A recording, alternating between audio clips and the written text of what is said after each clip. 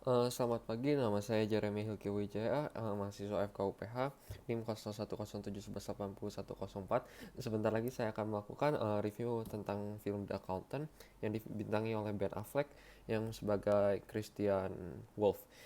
Pada video ini saya tidak dapat terlihat sama sekali antara makna dan tujuan hidup daripada Christian Wolff sendiri. Seperti yang disampaikan oleh John Calvin, hikmat sejati terdiri dari dua hal, pengenalan akan Tuhan dan akan diri sendiri. Dan pada film ini saya tidak dapat menemukan, sedangkan pada aspek psikososial oleh Erik Erikson dapat dilihat dia terbagi berdasarkan 0 sampai 5 tahun pertama antara trust mistrust autonomy versus shame up initiative dan guilt.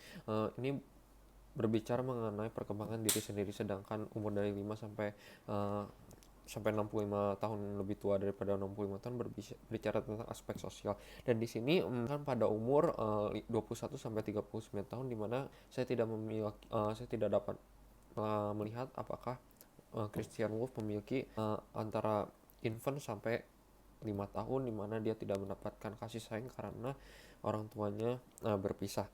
Sedangkan attachment yang disampaikan oleh Bobby, attachment merupakan salah satu bonding daripada emosi secara spesifik terhadap seseorang dan seseorang.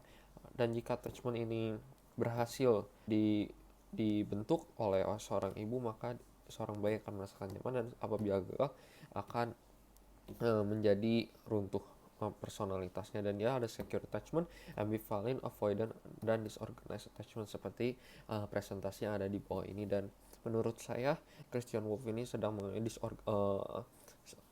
ambivalent attachment, di mana dia tidak dapat mengendalikan dengan baik, di mana pada saat bagian awal dari scene ini dapat terlihat ia telah dipeluk oleh ayahnya dan dia melampiaskannya terhadap barang-barangnya.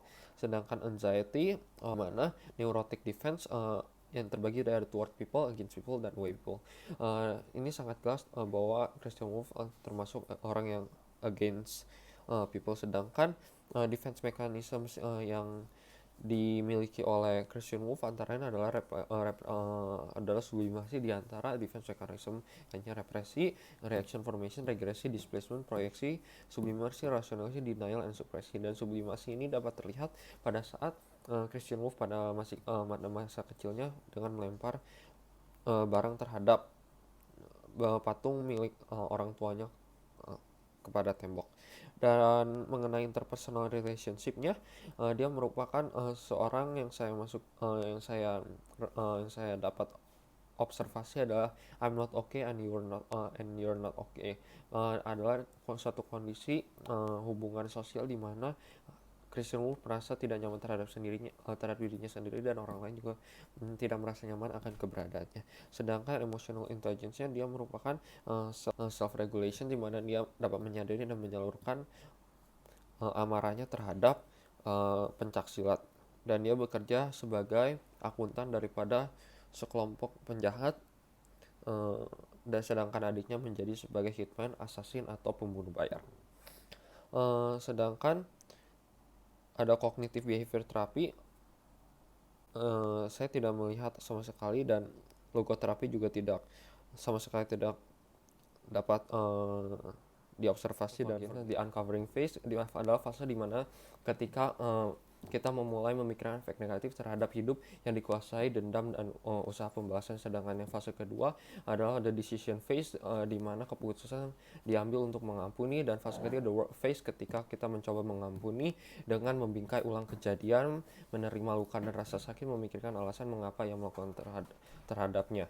Sedangkan step 4 the deepening phase, di mana kita mencari makna akan pengalaman yang menyakitkan dan memahami manusia sebagai manusia. Hal itu tidak terhindarkan dan akan selalu berulang selama kita hidup.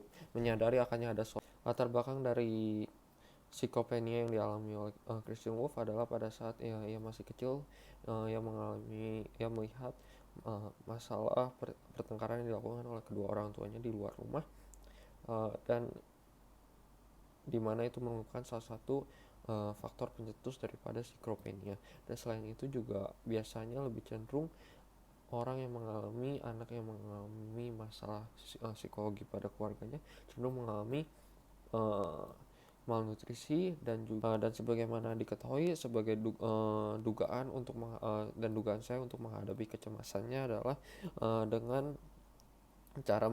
dengan cara melempar barang kepada tembok, meloncat-loncat dan bakal menendang tembok sampai hancur.